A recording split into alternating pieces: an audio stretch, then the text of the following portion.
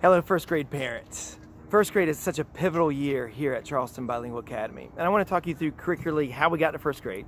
What does first grade look like? And then what do subsequent years look like? The research says a child from the age of 2 to the age of 7 is considered a pre-operational thinker. And they have huge strengths, such as language learning. And then the closer they get to the age of 7, a lot of those strengths are diminishing as the brain becomes more structured through more neurological synapses, neurological interstates, less high neuroplasticity, blah, blah, blah. But it has huge implications for how children learn. So as they're pre-operational thinkers, another way to kind of describe that is they're one-dimensional thinkers. They have incredible memories. They can remember people and events and things that happen. And like, how do you remember that? That happened 3 years ago. They can remember names of items, names of even symbols. We can give them names for letters. We can give them names for words like sight words, cat, hat, bat. They see a symbol as a whole and they say, oh, that's cat. It's like my girls who read characters. They see one character and they know what that stands for. They're not phonetically breaking down a character. Just that character is whatever item, cat. And so they have these incredible nominal one-dimensional memories. And as the brain's becoming more structured and they're becoming closer to what Piaget and child development research would call a concrete operational thinker, they become a multi-dimensional thinker. And so what that says, instead of just saying, hey, that's a letter A, I can now, second dimension, combine that letter A with A-P-P-L-E, apple, and that new sound has nothing to do with that letter A anymore. It represents a delicious red crunchy fruit. You're going several layers deep to then be able to what we call phonetically read. And so you can push that before the age of 7, and some kids actually developmentally can be ready for it. But in general, the research says around the age of 7, children are more primed to think multidimensionally, to where reading phonetically is fun. Imagine that, learning's fun, right? So where a lot of exclusive schools here in the area will say, we want you to take this first grade readiness test, and to get in our school, you should be reading at a 2nd, 3rd, 4th grade reading level. We, philosophically, we're opposed to that.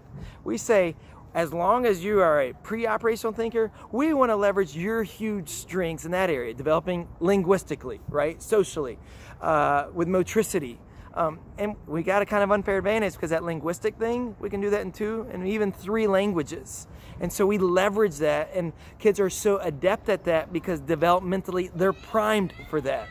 But that really starts to diminish the older they get, 5 to 6 to 7. In fact, by the age of 8, most of your language immersion schools will not admit a child who doesn't have fluency in that target language, because at that point, as they become a concrete operational thinker, they're not able to, like a sponge, acquire the oral fluency, the vocabulary of a language.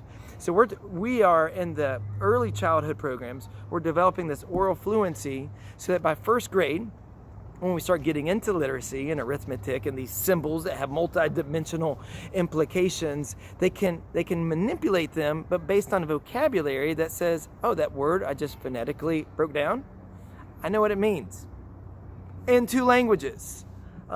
But all that to say, like, the beginning of learning to read, it can be tough. Tough on kids, whatever age you start on that, but the closer you get to where they're developmentally ready, that toughness is not as tough, and there's more facility of when the kid clicks, they click, and not only they click, the intrinsic motivation says, I want this. Right? I've given this story about my 4th grader that didn't read for over half of first grade, and that was a little bit tough for them, and it was tough on parents doing homework with them, right? Versus now in 4th grade, he's an autopilot with homework. And really, after 1st and 2nd grade, where you're learning to read, by 3rd grade, you're reading to learn, and kids can really own their learning because they can read. That's this gateway to so much of their education. In fact, I would say the greatest thing you can ever do, if you're ever like, how can I help my child more? I'd say read. Either read with them or have them read to you. reading is so powerful. The research on the correlation of reading and intelligence is indisputable. So I say all that to say first grade's a big year because now we are focused on reading, and it's going to be some work. But at some point, when this light bulb starts to go off, it's so satisfying. I've mentioned in other chats about this neighbor noise, because if you've got neighbor friends who've been in a program where they push in pre-K and in kindergarten, maybe had some stressful time in that, their kids are now reading in first grade. And you're like, why is my kid struggling? Did we make a wrong decision? I'm saying, no, you made a philosophical decision. You said, we're going to wait to push this when they're more developmentally primed to read, and you're going to maximize that developmentally primed to learn oral fluency and develop them linguistically. And so that's what we did, right? And so now we have these first graders who are fluent in 2 languages, but are struggling to read throughout this year, and it requires us to do more hands-on work with homework. That's normal, and it's okay. I just want to give you hope that your children are going to learn, and they're going to love it, and they're going to do it in 2 different languages. And we have already done the hard work of laying the foundation of 2 skyscrapers that we're going to build over the next many years in our education, and build it in 2 different languages. But it is a buckle up your seatbelt kind of year. And you might see slower returns at the beginning, right? Working with sight words and working to sound out words phonetically. But it is going to happen. And then when it clicks, you're not going to be able to keep up with them. And that's why, to me, it's so important to wait to really push reading when they're developmentally ready for it. Because instead of it being a chore, it's a delight. And instead of being motivated extrinsically by grades, they're motivated intrinsically because they want to get into that world that book presents to them. And so it's a different approach. It's a powerful approach. You can go to research in all these other countries, leading countries academically in the world, that don't start teaching reading until 6 or 7 years of age. And you're going to see at least 3 significant findings. In a huge study in New Zealand, we see this study comparing kids who learn to read at 7 to kids who learn to read at 5.